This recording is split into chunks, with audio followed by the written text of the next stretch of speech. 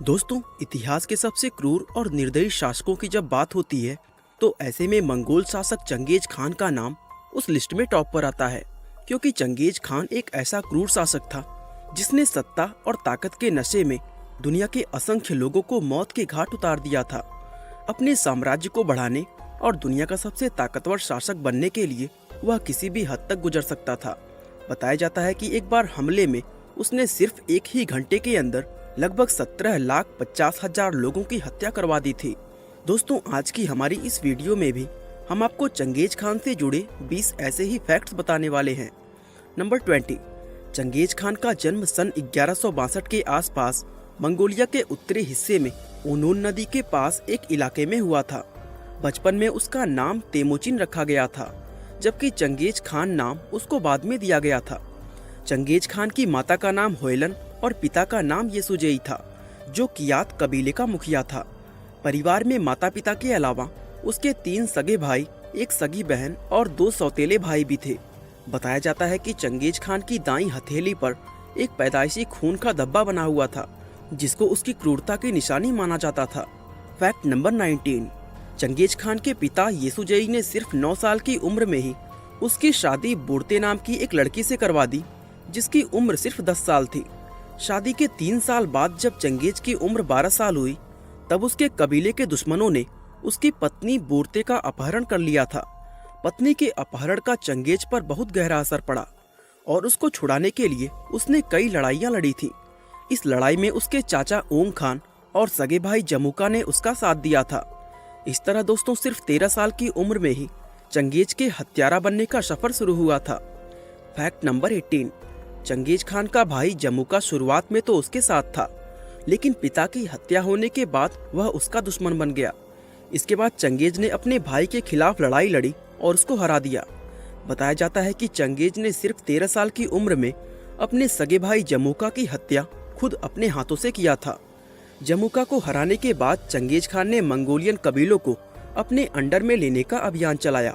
इसके बाद उसने धीरे धीरे मंगोलिया से लेकर यूरोप व एशिया के कई हिस्सों पर आक्रमण करके अपना विशाल साम्राज्य स्थापित कर लिया था।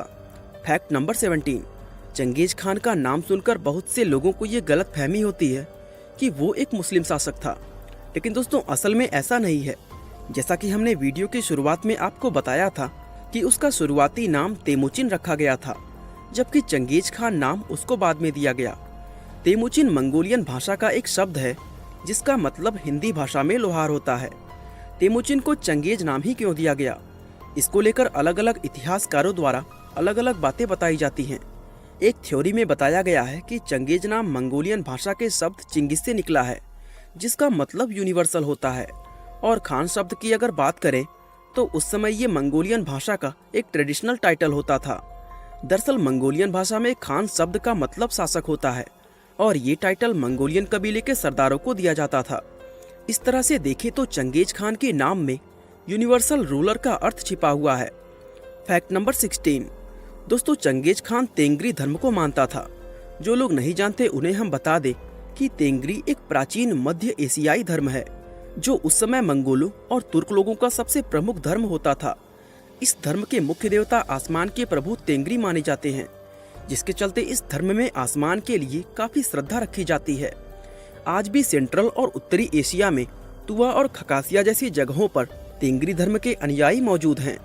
फैक्ट नंबर 15, दोस्तों चंगेज खान को इतिहास के सबसे क्रूर और निर्दयी शासकों में शुमार किया जाता है। इतिहासकार कहते हैं कि जितना कत्लेआम चंगेज खान ने अपने शासन के दौरान किया, उतना शायद दुनिया के और किसी भी शासक या तानाशाह ने नहीं किया।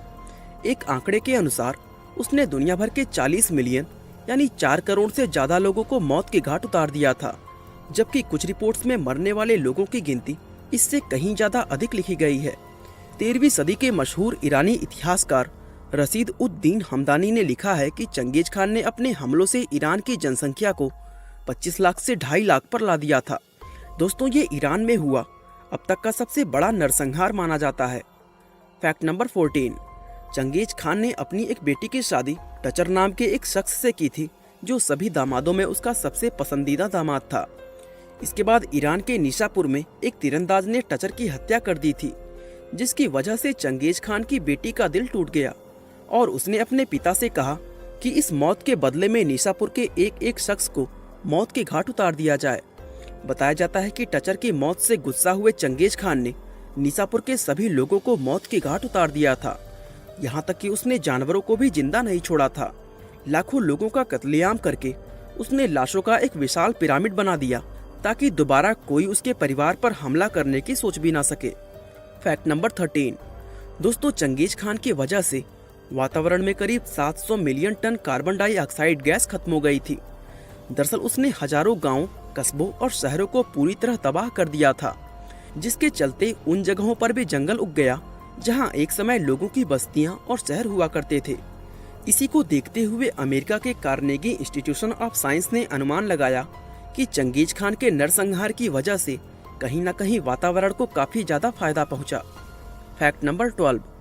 आपको जानकर काफी हैरानी होगी कि इतिहास का सबसे क्रूर शासक होने के बावजूद भी चंगेज खान के अंदर धार्मिक कट्टरता बिल्कुल नहीं थी। वह इस बात को अच्छी तरह जानता था कि उसकी प्रजा जितनी ज्यादा खुश रहेगी, लोगों में उसके खिलाफ उतना ही कम विद्रोह होगा। इसलिए उसने अपने शासनकाल में दुनिया के सभी धर्मों को फॉलो करने की पूरी आजादी दे रखी थी। दोस्तों, यही वजह थी कि वो इतने बड़े साम्राज्य पर शासन कर पाया था। Fact number 11। चंगेज खान के हुक्म से उसके साम्राज्य में बच्चे की उम्र 3 साल होते ही उसको तीरंदाजी और घुड़सवारी की ट्रेनिंग देना शुरू कर दिया जाता था। यूरोप के लोगों ने जब ये देखा तो उन्होंने इतिहास में लिखा कि मंगोलों की महिलाएं भी पुरुषों से बेहतर घुड़सवारी कर सकती थीं। Fact number 10। दोस्तों, चंगेज खान के शासनकाल में लोगों को मौत की सजा देने के लिए एक बेहद अजीब तरीका अपनाया जाता था।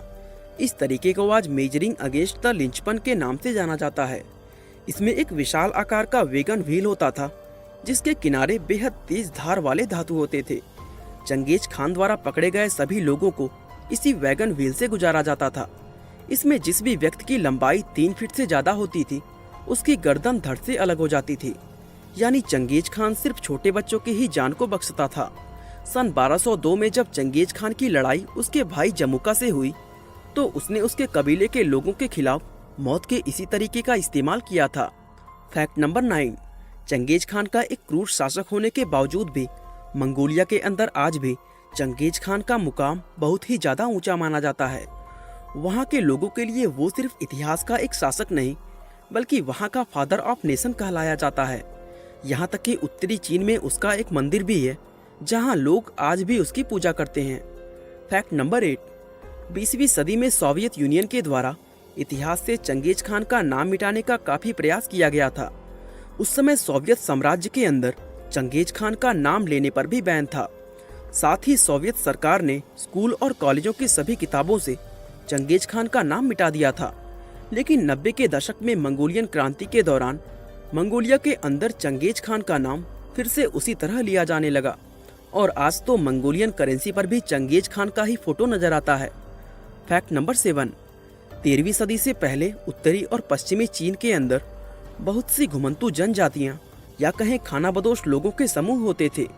मंगोल्स भी इन्हीं लोगों में से एक थे जो छोटे छोटे कबीलों में बटे हुए थे। सन 1206 के आसपास चंगेज खान ने सबसे पहले इन अलग अलग बटे हुए कबीलों को एक किया और फिर इन कबीलों का लीडर बनकर अपने साम्राज्य का विस्तार किया। कहा जाता है कि मंगोलों का लीडर बनने के बाद ही उसको चंगेज खान का टाइटल दिया गया था। Fact number 6। चंगेज खान के बारे में ये कहा जाता है कि उसके लिए रिश्ते कोई खास अहमियत नहीं रखते थे, क्योंकि एक बार उसने अपने सौतेले भाई को सिर्फ इसलिए मारा था क्योंकि वो उसको तंग किया करता था। चंगेज के इस सौतेले भाई का नाम विक्टर था। विक्टर बचपन से ही चंगेज को परेशान करता था। चंगेज अपने इस सौतेले भाई की शैतानियां झेलते हुए बड़ा हुआ था और आखिरकार एक दिन तंग आकर चंगेज ने विक्टर को मौत के घाट उतार दिया। दोस्तों, उस समय चंगेज खान की उम्र सिर्फ 14 साल थी। Fact number 5। आपको जानकर हैरानी होगी कि दुनिया के दूसरे बड़े शासकों की तरह ही चंगेज खान की भी 500 से ज्यादा बीवियां थीं। दरअसल उसका ये मानना था कि आदमी की ताकत का अंदाजा उसके पीछे पैदा हुए औलादों से लगाया जाता है। चंगेज खान के कुल कितने बच्चे थे, इसको लेकर इतिहासकारों में आज भी मतभेद है। हालांकि कुछ एक्सपर्ट्स ये मानते हैं कि चंगेज खान की औलादों की गिनती सैकड़ों में थी। Fact number 4। साल 2003 में किए गए एक जेनेटिक स्टडी में सामने आया कि यूरेशिया के बहुत सारे लोगों का डीएनए एक दूसरे से मेल खाता है। इस बारे में गहराई से जब जांच की गई तो पता चला कि यूरेशिया के लगभग 1 करोड़ 60 लाख लोगों का डीएनए पैटर्न चंगेज खान के डीएनए पैटर्न से मेल खाता है। यानी दूसरे शब्दों में कहें तो ये सभी लोग असल में चंगेज खान के वंशज हैं। और दोस्तों, ये काफी हैरान करने वाली बात है। फैक्ट नंबर 3, चंगेज खान के बारे में ये कहा जाता है कि उसको अलग अलग महिलाओं के साथ संबंध बनाने का शौक था। कहते हैं कि वो हर रोज ना जाने कितनी महिलाओं को अपनी हवस का शिकार बनाया करता था। दरअसल वह जिस भी राज्य या साम्राज्य पर जीत हासिल करता था, वहाँ की महिलाओं को वो अपना शिकार जरूर बनाता था। इसलिए शायद आज यूरेशिया के हर 200 पुरुषों में से एक पुरुष का डीएनए पैटर्न चंगेज खान से मेल खाता है। फैक्ट नंबर 2, पुराने समय में छोटे से लेकर बड़े बड़े राजाओं तक सभी की ये इच्छा होती थी कि मरने के बाद उनका नाम इतिहास में हमेशा अमर रहे। इसके लिए ज्यादातर लोग अपने लिए मकबरे और दूसरी बड़ी बड़ी इमारतों को बनवाते थे। लेकिन चंगेज खान की सोच इस मामले में बिल्कुल अलग थी। वो नहीं चाहता था कि उसके मरने के बाद उसको कभी याद किया जाए। यही वजह थी कि उसने अपनी पूरी जिंदगी किसी भी मूर्तिकार को अपनी कोई मूर्ति नहीं बनाने दी। यहाँ तक कि उसकी पहली तस्वीर भी उसके मरने के बाद ही बनाई गई थी। फैक्ट नंबर 1, अपना नाम इतिहास से मिटाने के लिए चंगेज खान ने एक बड़ी ही अजीब वसीयत लिखी थी। उसने इस वसीयत में लिखा था कि उसके मरने के बाद उसको किसी ऐसी गुप्त जगह पर दफनाया जाए जहां उसकी लाश को ढूंढना संभव ना हो। और साल 1227 में जब उसकी मृत्यु हुई तो उसके करीबी लोगों ने उसकी इस आखिरी ख्वाहिश को पूरा किया। आज चंगेज खान को मरे हुए लगभग 800 साल बीत चुके हैं, लेकिन दोस्तों आज तक उसकी कब्र को खोजा नहीं जा सका है। बाकी दोस्तों, आपका चंगेज खान के बारे में क्या कहना है, हमें कमेंट करके जरूर बताएं। बाकी आज के लिए बस इतना ही। वीडियो अच्छा लगा तो लाइक, शेयर और चैनल को सब्सक्राइब करना बिल्कुल ना भूलें। आपका बहुमूल्य समय देने के लिए बहुत बहुत धन्यवाद।